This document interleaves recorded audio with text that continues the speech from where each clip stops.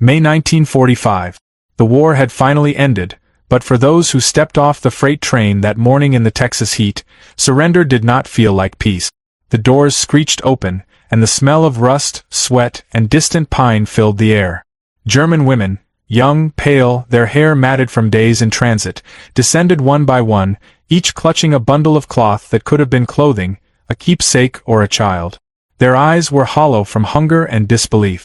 They had been told Americans would humiliate them, perhaps starve them for revenge.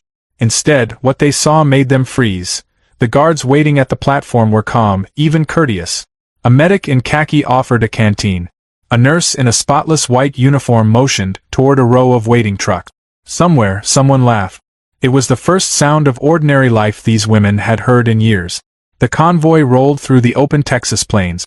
Barbed wire fences glinted in the distance, surrounding Camp Hearn. Inside the trucks, the women sat silently, each wrapped in her own thoughts.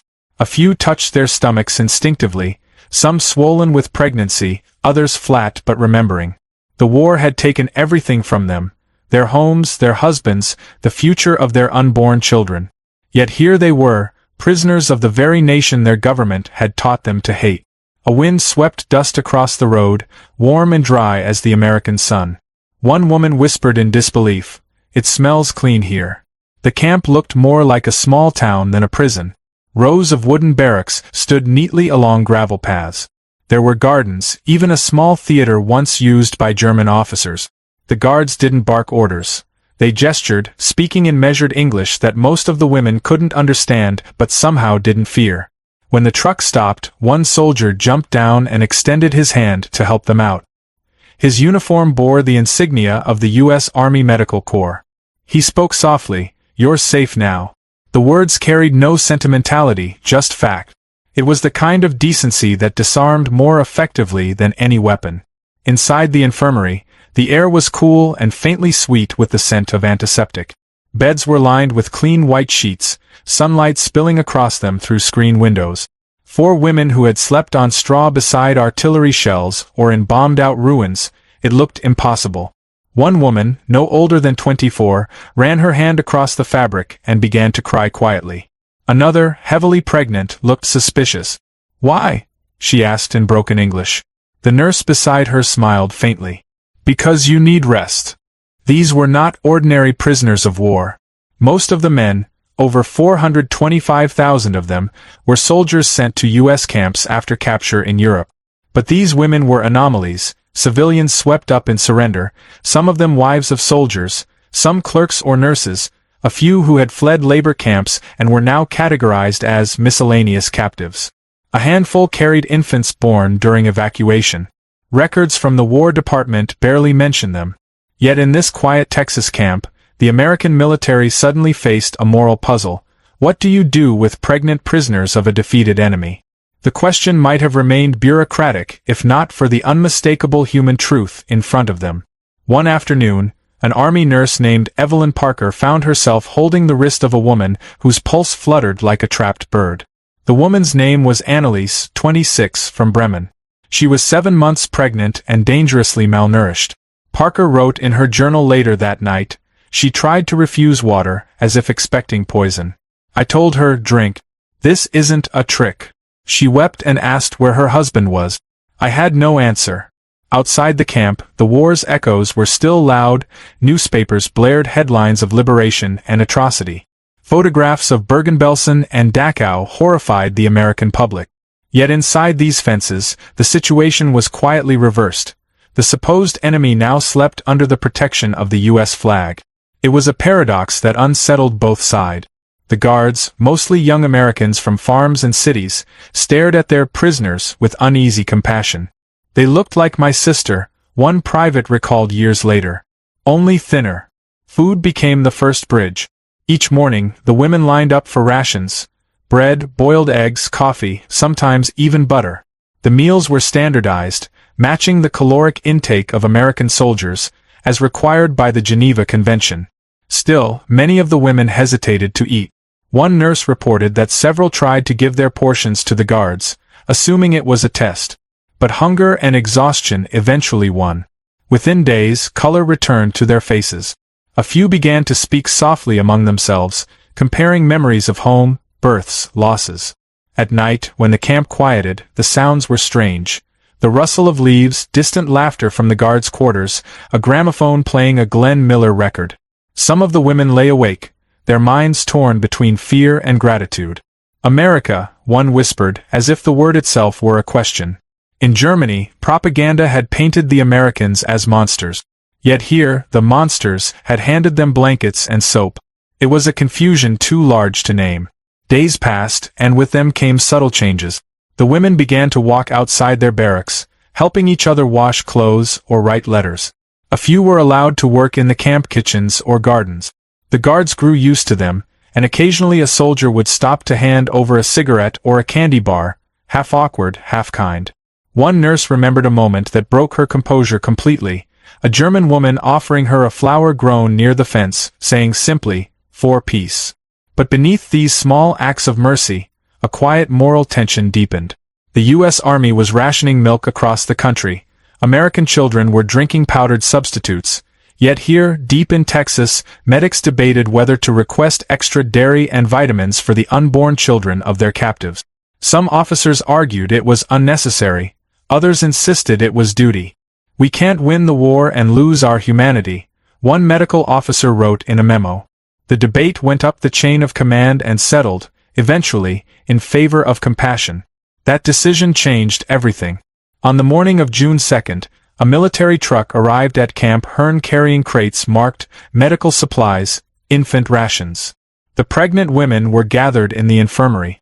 The same nurse, Parker, wheeled in a cart covered with glass bottles filled with white liquid. She began handing them out one by one. The women stared as if she were offering them treasure. One finally asked, voice trembling, "For our babies?" Parker nodded. "For your babies," she said. A stunned silence filled the room before the sound of weeping began again, soft, disbelieving, not from fear this time, but from something almost forgotten. Hope. For the first time since the Reich had fallen, these women realized they were not merely prisoners. They were human beings again, protected, fed, and cared for by those they had called enemies. Outside, the Texas wind carried the faint scent of dust and wildflowers across the barbed wire. Somewhere beyond, a train whistle blew, calling another convoy from another battlefield.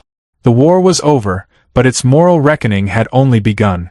And inside that quiet camp, with bottles of milk lined up like symbols of an unspoken truce, one question began to haunt both captor and captive alike. How far should mercy go, when the enemy is no longer armed but simply alive? The sun rose hot and white over Camp Hearn, turning the barbed wire into lines of light.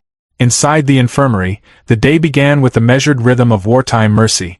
Nurses washing hands, medics counting doses, and the hum of refrigeration units preserving what little penicillin the army had left.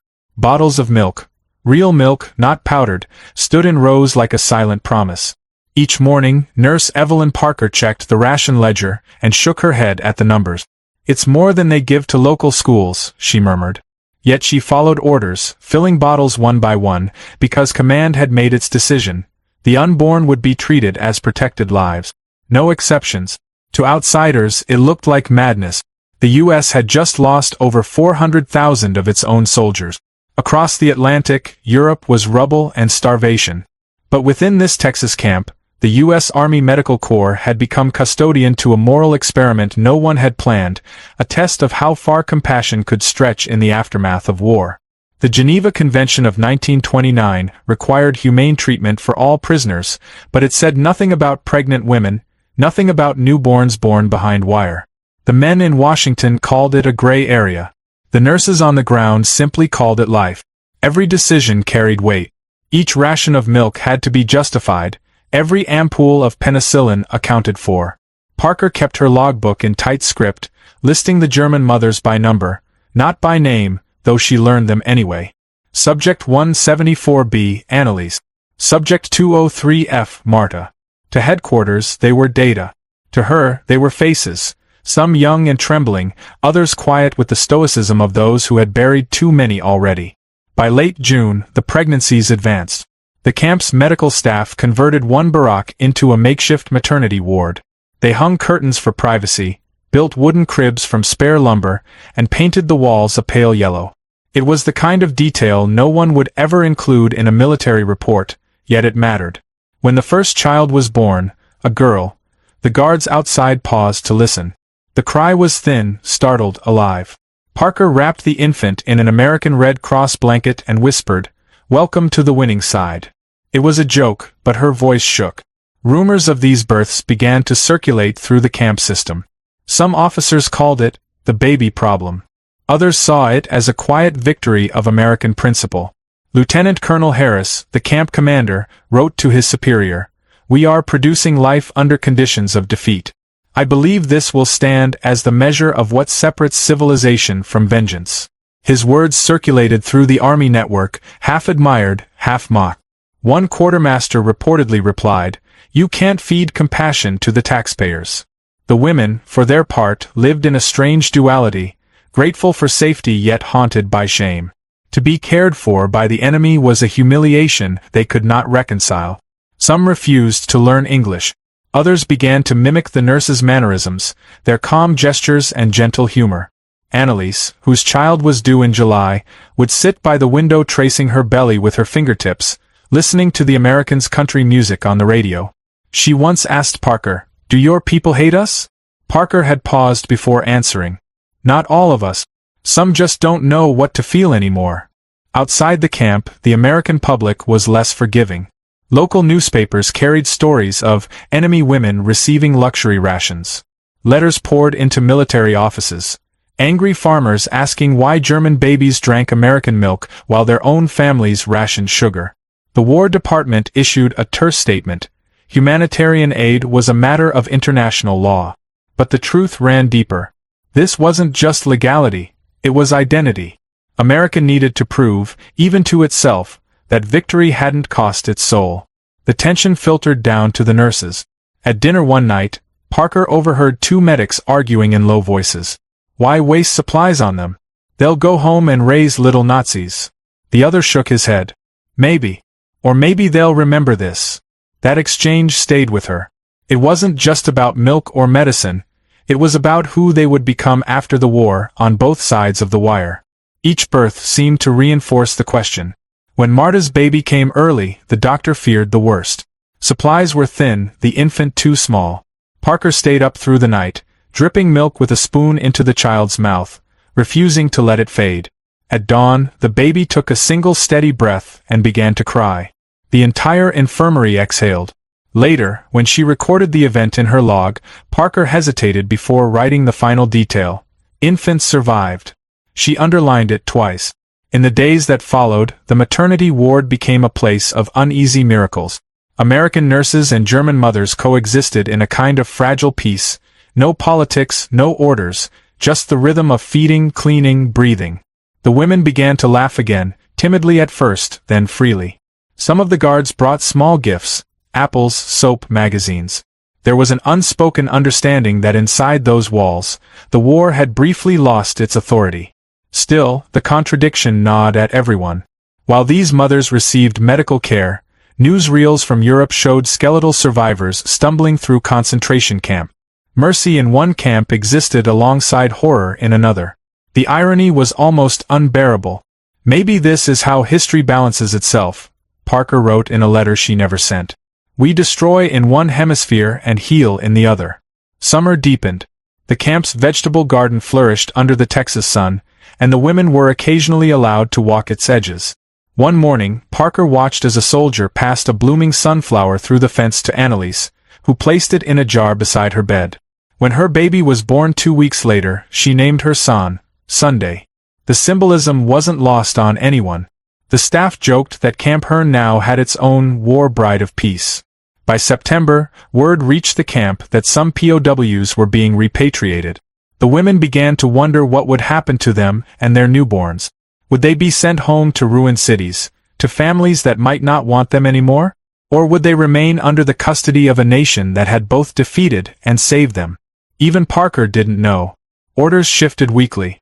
Rumors said the War Department wanted to close the maternity ward to streamline operations. Compassion, it seemed, had an expiration date. One evening, as the sun sank over the Texas plains, Parker stood by the fence watching fireflies rise above the grass. A German mother approached, her baby asleep against her chest. "When we go," she asked softly, "will you forget us?" Parker smiled faintly, eyes wet with fatigue. "No," she said. "That's not how mercy works."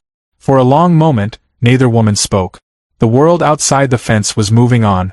Europe rebuilding, soldiers returning home, the war stories already turning to legend. But here, in this quiet outpost of decency, the moral weight of victory lingered. The babies slept. The milk cooled. The ledger remained open. And as night settled over Camp Hearn, Evelyn Parker wrote a final note in her book before closing it. "Mercy is the only thing we can't ration." What she didn't know was that the policy itself was about to change. Washington was growing impatient with compassion, and the next telegram would carry a new order, one that would test whether the American experiment in mercy could survive peace itself. The nights at Camp Hearn grew quieter after the babies came, but not peaceful.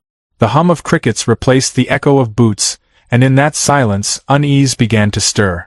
Word of the mercy camp had reached the towns beyond the wire, whispered first through soldiers' letters, then printed in the Dallas Morning News. Headlines called it the nursery for Nazis. The phrase struck like a slap. Local families, still grieving their sons lost in Europe, read that German women were being given milk, medicine, and beds, luxuries some Texans themselves lacked. Soon, the camp gates became the border between compassion and outrage. Inside, Nurse Evelyn Parker moved through her rounds as if balancing on a tightrope. She had seen kindness heal wounds that medicine couldn't touch, but now she felt the weight of judgment pressing from beyond the fence. Letters arrived daily, some addressed to the camp commander, some to the nurses directly. "Stop wasting supplies on the enemy," one read. Another asked, "Whose child will go hungry so theirs can live?" Parker folded them silently into her pocket, refusing to let the women see. Mercy, she realized, had become its own scandal. The German mothers noticed the shift before anyone spoke of it. Guards who once offered smiles now kept their distance. The camp's atmosphere, once quietly humane, began to harden. A rumor spread that the maternity ward would be shut down. "They say America is tired of us," murmured Marta one afternoon as she rocked her infant in a wooden cradle. Annalise, sitting nearby, brushed her fingers over her daughter's downy hair. "America never knew us," she said softly. Tension thickened like humidity. Each act of kindness began to feel fragile, temporary. Supplies dwindled as shipments were rerouted to reconstruction efforts in Europe. The milk truck arrived late, then not at all. When Parker inquired, the quartermaster shrugged. "Orders," he said. "You're to substitute with rations." Powdered formula replaced fresh milk. The women grimaced at the taste but said nothing. Gratitude, once freely given, turned into silent endurance. Beyond the wire, resentment grew louder. A town meeting in Hearn turned hostile when a reporter mentioned that POW infants were receiving American penicillin. "My boy died in Italy waiting for that stuff," one man shouted. "Now we're handing it out to Germans?" Another woman stood, voice trembling. "Maybe God wants us to be better than what we fought." The room fell into uneasy silence, but her words didn't make it into the paper. Headlines favored anger. It sold better. Within the camp, the guards began to whisper among themselves. They were young, barely men, and war had left them disillusioned. One night, Parker overheard two of them near the infirmary steps. "You ever think we're coddling them?" one asked. The other hesitated. "Maybe. But it's strange seeing them like this. They cry the same way our women do." Parker stepped into the light deliberately, making her presence known. "That's because pain doesn't wear a uniform," she said. The soldiers stiffened, then nodded, embarrassed. Still, the tide was turning. The Army's new directives came coded in bureaucratic language: resource optimization, post-conflict demobilization. But to Parker they meant only one thing: less mercy. One by one, privileges disappeared. The maternity ward's curtains were removed. Work details were reinstated for mothers able to labor. The air of quiet compassion was replaced by the hum of regulations. The German women felt the shift in their bones. They had once been prisoners of war, now they were prisoners of resentment. Annalise began to keep a diary, scrawling on scraps of paper torn from ration boxes. "They gave us hope, and now they take it back," she wrote. "Perhaps mercy is just another weapon. They give it to you until it hurts. And yet, even as conditions worsened, humanity refused to die. Parker continued her work with stubborn tenderness. She smuggled extra blankets from the officers' quarters, passed apples to the women during inspections, and spoke softly to the infants in English lullabies. One night, she found Marta standing by the fence, staring toward the lights of town. "What are you thinking?" Parker asked. Marta smiled faintly. "That freedom and prison are not places," she said. "They are moods." In early October, a telegram arrived from Washington. Several camps were to begin phased closures, and all non-essential medical programs would cease. The maternity ward at Hearn was listed among them. The order was signed and stamped before anyone could protest. Parker felt her stomach sink as she read it. To the men who signed it, it was a line of text. To her, it was 30 mothers and their children, still fragile and needing care. She folded the paper and slipped it into her coat, delaying the inevitable announcement. The next morning, she gathered the women outside the infirmary. The sun was blinding, and the wind carried the dry scent of approaching winter. "They'll be transferring you soon," she said carefully. "To other facilities." The words sounded hollow even to her own ears. Annalise stared at her, eyes wide. "What about the babies?" Parker hesitated. "They'll go with you. And milk? Medicine? We'll see what can be done." The silence that followed felt heavier than any gunfire Parker had heard during the war. That night, the women refused to sleep. They gathered in small groups, whispering in the dim light of oil lamps, their voices weaving through the air like threads of mourning. Some prayed. Others sang softly, German lullabies mixing with the cries of infants. The camp, once a place of reluctant safety, felt like it was holding its breath. Outside, the guards pretended not to listen, though many did. One private later said it sounded like church at the end of the world. At dawn, Parker walked the length of the fence. She watched the women packing what little they owned, blankets, hand-sewn baby clothes, the bottles that had once seemed eternal. The first truck waited near the gate. A soldier approached her with the transfer manifest. "Orders from HQ," he said quietly. "They'll be gone by noon." She nodded, unable to speak. As she turned back toward the infirmary, she noticed Annalise standing by the fence, holding her daughter close. "You told me mercy doesn't end," she said. "Was that a lie?" Parker met her gaze, words failing. Around them, the camp was alive with motion. Soldiers shouting, engines starting, infants crying, but in that instant everything stilled. "Maybe it doesn't end," Parker said finally. "Maybe it just moves." Annalise nodded slowly, understanding what Parker could not say aloud, that mercy had become a traveler, leaving one camp to seek another. As the trucks pulled away, the dust rose high, veiling the departing figures like ghosts of history itself. Parker stood at the gate until they vanished. Behind her, the empty cribs gleamed faintly in the sunlight, lined up like unanswered questions. That evening, when the telegram's copy was filed, an officer added a note in neat cursive at the bottom of the page. Maternity ward successfully closed. No further births recorded. But the ledger in Parker's drawer told another story. Next to the final entry, Annalise, infant son, she had written one last line before the ink dried. "Mercy, once given, cannot be recalled."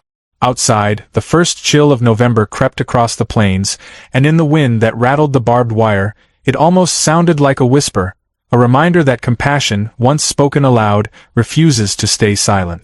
Winter came early that year, pressing its breath against the wooden walls of Camp Hearn. The war was long over, but the camp's silence felt heavier than when the guns still spoke. The maternity ward stood abandoned now, its beds stripped bare, curtains removed, cribs empty. Dust gathered where life had once cried out in tiny gasps. Nurse Evelyn Parker walked through the ward each morning before sunrise, a habit she couldn't break. She would trace her fingers over the window frame, stare at the ghostly imprint of where bottles once stood in rows, and listen to nothing. The babies were gone, their mothers transferred, the experiment in mercy concluded. Only paperwork remained, stamped and filed, proof that the U.S. had extended humanity to its former enemies, and then, politely, withdrawn it. Still, something lingered. Letters began arriving from Europe, smuggled through Red Cross channels. They were written in shaky German script, signed with names Parker now knew by heart. "We arrived safely. Bremen is rubble. Son is growing. She has blue eyes like the sky above your camp." Another read, "They call my child, the American. I tell them she was born under mercy, not under flags. Parker read each one at her desk and folded them neatly into a tin box, as if preserving a fragile truth no government could archive.